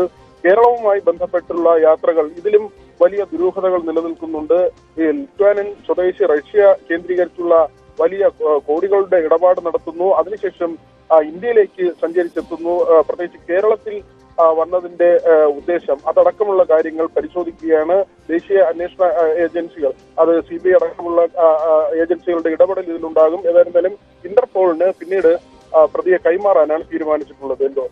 റൈറ്റ്. എന്നാലും അലക്സേജ് ബെഷ്യോക്കോവ്, ഇയാളെ വർക്കലയിൽ നിന്നാണ് പിടികൂടിയത്. ഇന്റർപോളിന് കൈമാറാനുള്ള നീക്കമാണ്. എന്നാണെങ്കിലും കഴിഞ്ഞ 10 വർഷത്തിനിടെ ഇയാൾ കേരളത്തിൽ വന്നു പോയിരുന്നു എന്നുള്ള വിവരം കൂടി VV വിനോദ് പങ്കുവെക്കുന്നു തിരുവനന്തപുരത്ത് നിന്ന്. കണ്ണൂർ പഴയങ്ങാടിയിൽ 8 മാസം പ്രായമായ കുഞ്ഞിന് മരുന്നു മാറി നൽകിയ മെഡിക്കൽ സ്റ്റോർ താൽക്കാലികമായി അടപ്പിച്ചു പോലീസ്. മെഡിക്കൽ സ്റ്റോർ ഉടമയുടെ അറസ്റ്റ് ഇന്നുണ്ടായേക്കും. ചികിത്സയിൽ കഴിയുന്ന കുഞ്ഞിന്റെ ആരോഗ്യനിലയിൽ പുരോഗതിയുണ്ടെന്നാണ് ലഭ്യമാകുന്ന വിവരം. സുമേഷ് മൊറാഴ വിവരങ്ങൾ നൽകും. സുമേഷ്, ആദ്യം ഈ കുഞ്ഞിന്റെ ആരോഗ്യനിലയെ പറ്റി പറയാം. ഇപ്പോൾ കുട്ടിയുടെ ആരോഗ്യനില നേരിയ പുരോഗതിയുണ്ട്. അതായത് കുട്ടി ഇപ്പോൾ അപകടനില തരണം ചെയ്തു എന്നാണ് ചികിത്സിക്കുന്ന ഡോക്ടർ നന്ദകുമാർ അറിയിച്ചത്. ഡോക്ടറുമായി സംസാരിച്ചിരുന്നു. ഇപ്പോൾ കുട്ടിയുടെ അപകടനില തരണം ചെയ്തു. സ്വാഭാവികമായി 8 മാസം മാത്രം പ്രായമുള്ള കുട്ടിയാണ്. എന്നാൽ തീവ്ര പരിചരണ വിഭാഗത്തിൽ കുട്ടി ഇപ്പോൾ തുടരേണ്ടതുണ്ട്.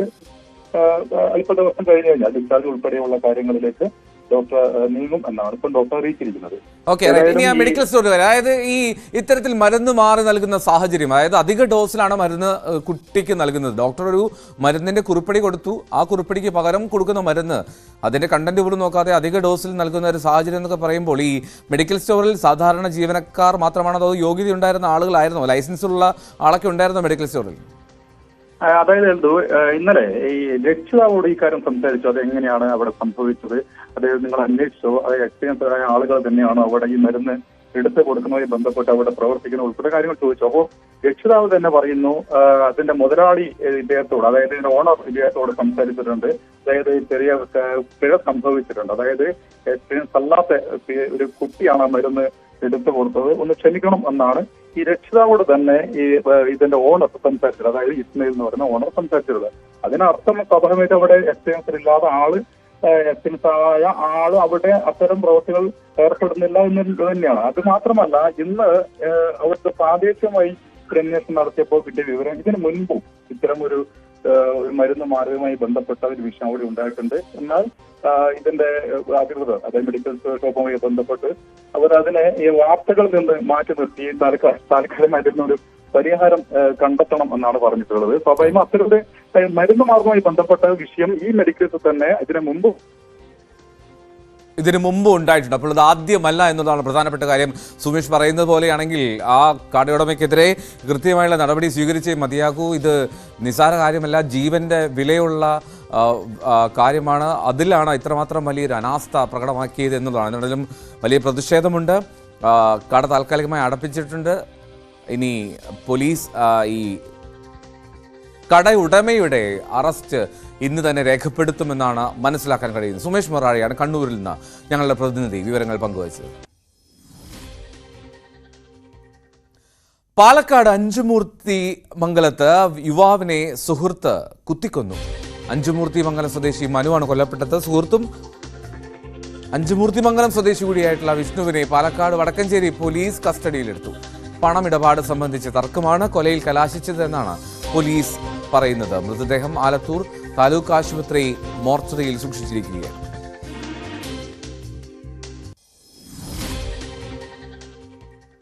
നമ്മളെല്ലാവരെയും ഞെട്ടിച്ച ഒരു കൂട്ടക്കുരുതിയായിരുന്നു വെഞ്ഞാറമൂട്ടിലേത്. ആ വെഞ്ഞാറമൂട്ടിൽ രക്ഷപ്പെട്ട ഒരേ ഒരാൾ ആ അമ്മയാണ്. ആ അമ്മ വെഞ്ഞാറമൂട് സെൻട്രൽ ബാങ്ക് ജീവനക്കാരിൽ നിന്ന് വായ്പ തിരിച്ചടയ്ക്കാൻ നിരന്തരമായ സമ്മർദ്ദം നേരിട്ടിരുന്നു എന്നുള്ള ഒരു വെളിപ്പെടുത്തൽ നടത്തുന്നുണ്ട്.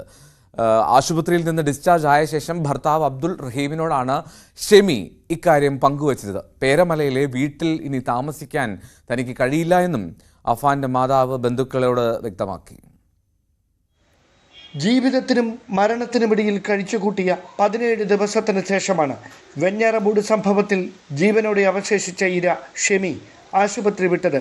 കൊടും ക്രൂരകൃത്യത്തിന് 23 വയസ്സുകാരനായ മൂത്ത മകൻ അഫാനെ പ്രേരിപ്പിച്ച സാമ്പത്തിക പ്രശ്നങ്ങൾ വിവരിക്കുന്നതിനിടയിലാണ് ഭർത്താവ് അബ്ദുൾ റഹീമിനോട് വെഞ്ഞാറമൂട് സെൻട്രൽ ബാങ്ക് ശാഖയിലെ ജീവനക്കാർ 8 ലക്ഷം രൂപയുടെ വായ്പ തിരിച്ചടയ്ക്കുന്നതുമായി ബന്ധപ്പെട്ട് നിരന്തരം സമ്മർദ്ദം ചെലുത്തിയിരുന്നതായി ഷെമി വെളിപ്പെടുത്തിയത്. റഹീമിൻ്റെ അറിവോടെ സെൻട്രൽ ബാങ്കിൽ നിന്നെടുത്ത വായ്പ തിരിച്ചടയ്ക്കാൻ കടുത്ത സാമ്പത്തിക പ്രതിസന്ധിക്കിടയിലും 4 ലക്ഷം രൂപ റഹീം വിദേശത്ത് നിന്ന് കുടുംബത്തിന് അയച്ചു നൽകിയിരുന്നു. എന്നാൽ ഇതിൽ 2 ലക്ഷം രൂപ മാത്രമാണ് ഷെമിയും മകൻ അഫാനും ചേർന്ന് ബാങ്കിൽ തിരിച്ചടച്ചത്. ശേഷിച്ച പണം എന്ത് ചെയ്തെന്ന് അബ്ദുൾ റഹീമിൻ്റെ ചോദ്യത്തിന് ഭാര്യ വ്യക്തമായ മറുപടി നൽകിയില്ലെന്നാണ് സൂചന. 8 ലക്ഷം രൂപ വായ്പ എടുത്തതിൻ്റെയും 2 ലക്ഷം രൂപ ഒറ്റത്തവണയായി തിരിച്ചടച്ചതിൻ്റെയും രേഖകൾ വെഞ്ഞാറമൂട് പോലീസ് ബാങ്കിൽ നിന്ന് ശേഖരിച്ചിട്ടുണ്ട്. അതേസമയം അഫാൻ കൊലപ്പെടുത്താനായി ലക്ഷ്യമിട്ടിരുന്ന മറ്റ് 2 സ്ത്രീകളിൽ നിന്ന് തരപ്പെടുത്തിയ വായ്പ തിരിച്ചടയ്ക്കാൻ അബ്ദുൾ റഹീം നൽകിയ പണത്തിലെ ശേഷിച്ച തുക ഉപയോഗിച്ചതായാണ് പോലീസിൻ്റെ സംശയം. അതിനിടെ പേരമലയിലെ വീട്ടിലേക്ക് ഇനി താമസിക്കാനില്ലെന്ന് വ്യക്തമാക്കിയ ഷെമിയെ മാനസിക നില വീണ്ടെടുക്കുന്നതുവരെ ഷെൽട്ടർ ഹോമിലേക്ക് മാറ്റുന്ന കാര്യമാണ് ബന്ധുക്കളും പോലീസും ചേർന്ന് ആലോചിക്കുന്നത്. കുടുംബത്തിലെ 5 പേരെ മൂത്ത മകൻ അതിക്രൂരമായി കൊലപ്പെടുത്തിയ വിവരം അറിയിച്ചെങ്കിലും അത് പൂർണ്ണമായി വിശ്വസിക്കാൻ ഷെമി ഇപ്പോഴും തയ്യാറായിട്ടില്ലെന്നാണ് വിവരം. ഡാൻ കുര്യൻ, ന്യൂസ് 18, തിരുവനന്തപുരം. തിരുവനന്തപുരം നെയ്യാറ്റിൻകരയിൽ കഴുത്തറുത്ത നിലയിൽ കണ്ടെത്തിയ യുവതി മരിച്ചു. നെയ്യാറ്റിൻകര സ്വദേശി സൗമ്യയാണ് മരിച്ചത്. ഡെന്റിസ്റ്റാണ് മരിച്ചത്. സൗമ്യ പുലർച്ചെ 2 മണിക്ക് കഴുത്തറുത്ത നിലയിൽ ആശുപത്രിയിൽ എത്തിക്കുകയായിരുന്നു. പാറശാല പോലീസ് അന്വേഷണം ആരംഭിച്ചിട്ടുണ്ട്. അരുൺ മോഹൻ വിവരങ്ങൾ നൽകും. അരുൺ, ഞെട്ടിക്കുന്നതാണല്ലോ അരുൺ, എന്താണ് സംഭവം? തീർച്ചയായും ഞെട്ടിക്കുന്ന ഒരു സംഭവം തന്നെയാണ് നമുക്ക് പങ്കുവെക്കാനുള്ളത്. ഈ പറഞ്ഞതുപോലെ ഇന്ന് പുലർച്ചെയായിരുന്നു സംഭവം. പാറശാല ഉദ്യോഗങ്ങളങ്കര സ്വദേശിയായ സൗമ്യ എന്ന 31-കാരിയാണ് കഴുത്തുറത്ത നിലയിൽ കണ്ടെത്തുകയും തുടർന്ന് ഇവരെ ഭർത്താവും ഭർത്തൃമാതാവും ചേർന്ന് നെയ്യാറ്റിൻകര സ്വകാര്യ ആശുപത്രിയിൽ എത്തിച്ചത്. എന്നാൽ കുട്ടി മരണത്തിന് കീഴടങ്ങുകയായിരുന്നു എന്നാണ് നമുക്കിപ്പോൾ പറയാനുള്ളത്. മനസ്സിലാക്കാൻ കഴിയുന്നതനുസരിച്ച് ദന്തൽ ഡോക്ടർ കൂടിയായിരുന്ന ഇവർ 4 വർഷങ്ങൾക്ക് മുമ്പാണ് വിവാഹിതയായത്. പക്ഷേ ഇതുവരെ ഇവർക്ക് കുട്ടികൾ ഉണ്ടായിരുന്നില്ല. ഇതിൽ ഇവരെ കടുത്ത മാനസിക വെല്ലുവിളി നേരിട്ടുകൊണ്ടിരിക്കുന്നു എന്ന് കുടുംബം പറയുന്നു. ഒരുപക്ഷെ ഇതൊക്കെ ആയിരിക്കാം ഈ പ്രശ്നങ്ങൾക്ക് കാരണമെന്നാണ് അറിയാൻ കഴിയുന്നത്. എന്തായാലും പാറശാല പോലീസ് പറയുന്നതനുസരിച്ച് ആത്മഹത്യക്ക് ശ്രമിച്ചതെന്നാണ് പോലീസിന്റെ പ്രാഥമിക വിവരം. എന്തായാലും അന്വേഷണം വരാനുണ്ട്, അന്വേഷണം നടക്കാനുണ്ടെന്ന് പോലീസ് പറയുന്നു. എന്തായാലും കുട്ടിയുടെ മൃതദേഹം ഇപ്പോൾ നെയ്യാറ്റിൻകര സ്വകാര്യ ആശുപത്രിയിലാണുള്ളത്.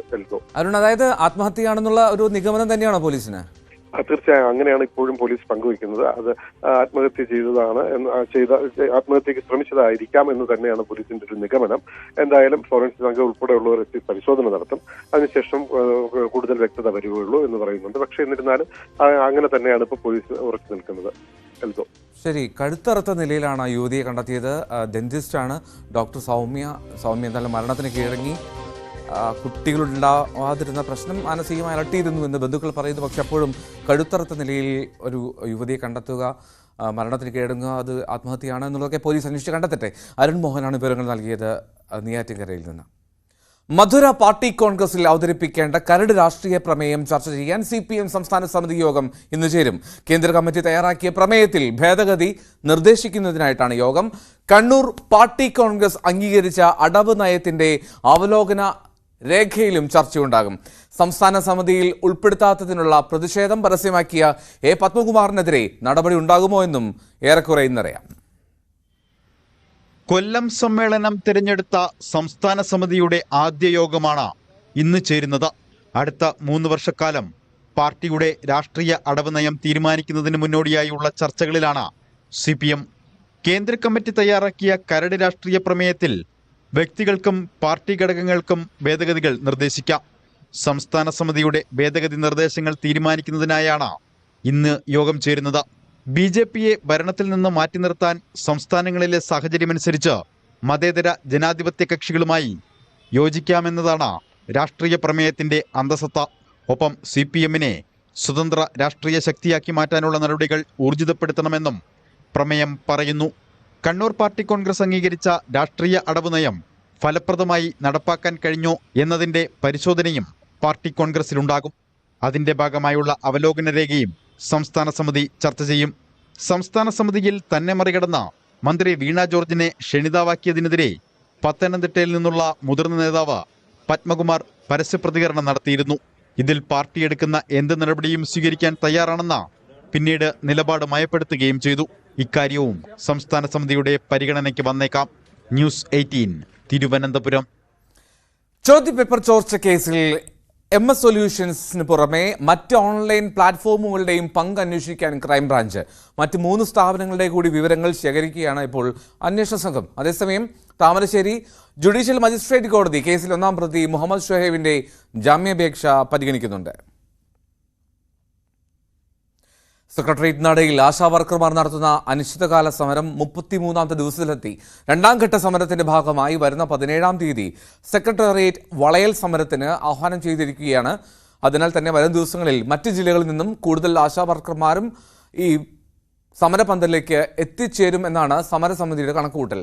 അതേസമയം നിയമസഭാ സമ്മേളനത്തിനിടയിൽ ആശാവർക്കർമാർ സെക്രട്ടേറിയറ്റ് വളഞ്ഞാൽ പ്രതിപക്ഷം അത് രാഷ്ട്രീയ ആയുധമാക്കും എന്നുള്ള വിലയിരുത്തൽ ഇടതുമുന്നണിക്കുണ്ട്. ആശമാരുമായി ഉടൻ ചർച്ച നടത്തി അനുനയ നീക്കത്തിലൂടെ സമരം അവസാനിപ്പിക്കണം എന്ന നിലപാട് LDFിലെ ഘടകകക്ഷികൾ സർക്കാരിനെ വീണ്ടും അറിയിക്കുമെന്നാണ് വിവരം.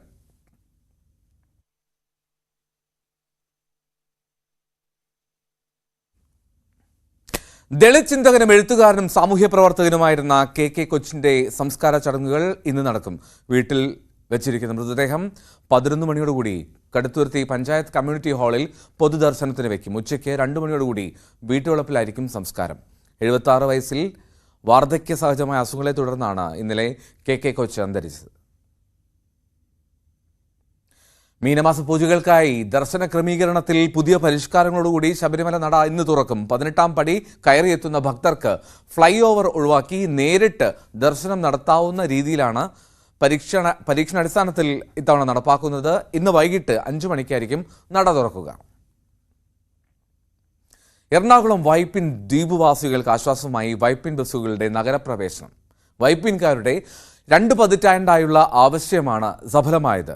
റെസിഡൻസ് അസോസിയേഷൻ ഫെഡറേഷനായ ഫ്രാഗിന്റെ നിരന്തര ശ്രമം കൂടിയാണ് ഈ വിജയം.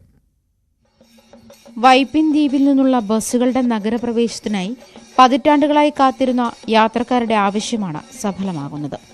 4 സ്വകാര്യ ബസ്സുകളാണ് നഗരപ്രവേശനത്തിന് എത്തുന്നത്. ഇതുകൂടാതെ 10 KSRTC ബസ്സുകളും സർവീസ് നടത്തും. ഇതോടെ 14 ബസ്സുകളാണ് വൈപ്പിനിൽ നിന്നും നഗരത്തിലേക്ക് എത്തുക. ഗോശ്രീ ജംഗ്ഷനിൽ ഗതാഗത മന്ത്രി ഗണേഷ് കുമാർ ഉദ്ഘാടനം ചെയ്തു.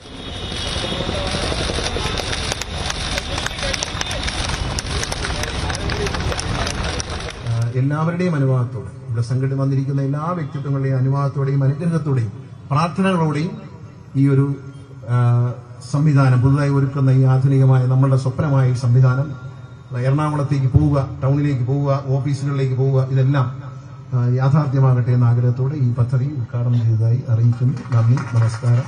KN ഉണ്ണികൃഷ്ണൻ MLAയുടെ നേതൃത്വത്തിൽ റെസിഡൻസ് അസോസിയേഷൻ ഫെഡറേഷനായ ഫ്രാഗ് നടത്തിയ ശ്രമങ്ങളുടെ ഫലമായാണ് സർവീസുകൾ തുടങ്ങിയത്.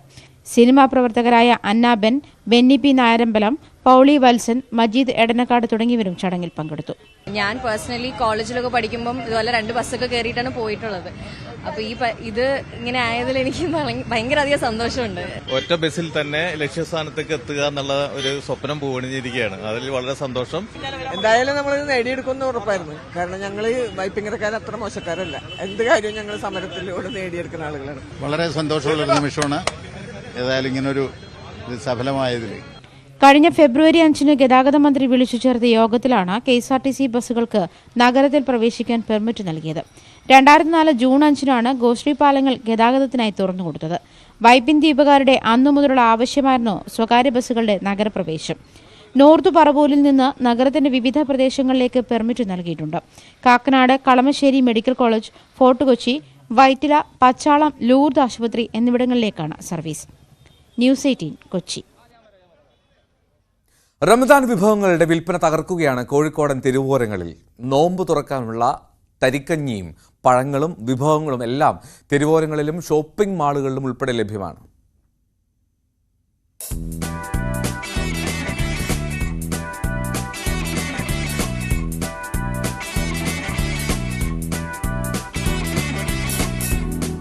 ഉന്നക്കായ, സമൂസ, ചട്ടിപ്പത്തിരി, മസാല ചട്ടിപ്പത്തിരി, കായ്പോള, ബ്രെഡ് പോക്കറ്റ് എന്നിങ്ങനെ വിവിധ വിഭവങ്ങളാണ് തയ്യാറാക്കുന്നത്. കുറ്റിച്ചിറ, ഫ്രാൻസിസ് റോഡ് മേഖലകളിലെ തെരുവോരങ്ങളിൽ വിഭവങ്ങൾ വിൽപ്പനയ്ക്കുണ്ട്. ഇവിടുത്തെ വീടുകളിൽ തയ്യാറാക്കുന്ന വിഭവങ്ങളാണ് വഴിയോരത്ത് വിൽപ്പനയ്ക്കെത്തുന്നത്. രാവിലെ 7 മുതൽ വിഭവങ്ങൾ തയ്യാറാക്കി തുടങ്ങും. ചൂടോടെ നൽകേണ്ടവ വൈകിട്ടേ പാകം ചെയ്യൂ. 3 മണി മുതൽ കടകളിലും താൽക്കാലികമായ കടകളിലും വിഭവങ്ങൾ ലഭ്യമാകും. 8 മണി വരെ കടകൾ തുറന്നിരിക്കും. എങ്കിലും നോമ്പ് തുറയ്ക്ക് മുമ്പ് തന്നെ എല്ലാം വിറ്റുതീരും. 4 മണിയാകുമ്പോൾ ഷോപ്പ് ഓപ്പൺ ചെയ്യും. അത്യാവശ്യം നല്ല ക്രൗഡ് വരലുണ്ട്. നമുക്ക് ഒരു 6 മണി 6:30 ആകുമ്പോഴത്തിന് നമ്മൾ ക്ലോസിംഗ് ആവും. പിന്നെ സ്നാക്സ് നമ്മൾ കൗണ്ടറിലോട്ട് കയറ്റും. പിന്നെ രാത്രി നമ്മൾ ചായ കാര്യങ്ങളൊക്കെ ഓപ്പൺ ആക്കിയിട്ട് പരിപാടി വീണ്ടും സ്റ്റാർട്ട് ചെയ്യും. ഇപ്പോൾ ഒരു 30-നടുത്ത് വിഭവങ്ങൾ ഡെയിലി വരലുണ്ട്. ഇപ്പോൾ നിലവിലുള്ളത് കട്ട്ലേറ്റ് ഉണ്ട്, കുനാഫ, പിന്നെ ബാവുബണ്ണ് അറിയും അതാണ്, പിന്നെ ഉന്നക്കായ ഉണ്ട്, പിന്നെ കിളിക്കൂടുണ്ട്, മസാല ചട്ടിപ്പത്തിരി ഉണ്ട്, ചട്ടിപ്പത്തിരി ഉണ്ട്. നമുക്ക് ഏറ്റവും കൂടുതൽ പോണത് മസാല ചട്ടിപ്പത്തിരി, സമൂസ, കട്ട്ലേറ്റ് ഒക്കെയാണ് കൂടുതൽ സെയിലാവുന്നത്. 7 രൂപയുടെ വെജിറ്റബിൾ സമൂസ മുതൽ 100 രൂപയുടെ പള്ളിക്കറി, നെയ്ച്ചോർ, ബിരിയാണി വരെ ലഭ്യമാണ്. വിവിധ മാളുകളിലും നോമ്പുതുറ വിഭവങ്ങൾ ഒരുക്കിയിട്ടുണ്ട്. അവിടങ്ങളിൽ തന്നെ നോമ്പ് തുറക്കാനും സൗകര്യമുണ്ട്.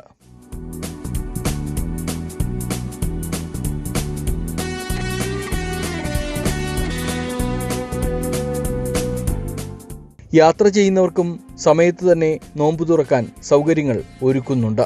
ന്യൂസ് 18 കോഴിക്കോട്. വാർത്തയോടെ പൂർണ്ണമാവുകയാണ്. നമസ്കാരം.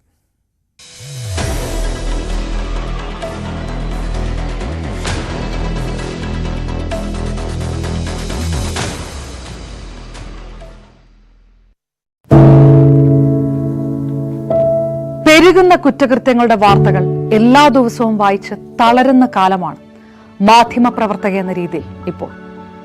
അതിൽ മിക്കതിലും കാരണം ലഹരിയാണെന്നും പ്രതികളാകുന്നതും ഇരകളാകുന്നതും പുതിയ തലമുറയിലെ കുട്ടികളാണെന്ന് കൂടി പറയേണ്ടി വരുമ്പോൾ രക്ഷാകർത്താവ് എന്ന നിലയിൽ സമാധാനം പോലും കെട്ടുപോകുന്ന സമയമാണ്. ആരെയാണ് തിരുത്തുക? ആരെയാണ് നന്നാക്കുക? ഈ പുതിയ തലമുറയാണോ അതോ അവർക്ക് മാതൃകയാകേണ്ട നമ്മളെ തന്നെയാണോ? 4ാമത്തെ പെഗ്ഗിൽ ഐസ് ക്യൂബ് വീഴുമ്പോൾ ഞാൻ എവിടെ എത്തുമെന്ന് പറയുന്ന നായകനെ വേണ്ട എന്ന് പറയാൻ ഒരിക്കലും നമുക്ക് കഴിഞ്ഞിട്ടില്ല. എല്ലാ പ്രതിസന്ധികളിൽ നിന്നും എഴുന്നേറ്റ് വരാൻ ലഹരി ഒപ്പം വേണമെന്നും വിഷമത്തിലും സന്തോഷത്തിലുമെല്ലാം ലഹരി കൂടെ ഉണ്ടാകണം എന്ന് പറഞ്ഞ തലമുറയാണ് നമ്മുടേത്. ലഹരിക്ക് കുടുംബ സദസ്സുകളിൽ ഉണ്ടായിരുന്ന ടാബു പോലും തുടച്ചു കളഞ്ഞ തലമുറയാണ് നമ്മുടേത്. അച്ഛനും അമ്മയും കുട്ടികളുടെ മുന്നിലിരുന്ന് മദ്യപിക്കുന്ന കാലത്ത് ഇതിലും വലിയ ലഹരിയിലേക്ക് കടക്കരുതെന്ന് കുട്ടികളോട് ആ രക്ഷിതാക്കൾക്ക് എങ്ങനെയാണ് പറയാൻ കഴിയുക? നോക്കൂ, കൈവിട്ടു പോകുന്നത് നമുക്കാണ്. അതിന്റെ വലിയ വിപത്ത് അനുഭവിക്കുന്നത് പുതിയ തലമുറയും. ലഹരിക്ക് അടിമയാകാതിരിക്കൂ, സ്വതന്ത്രരാകും. Live free, live drug free.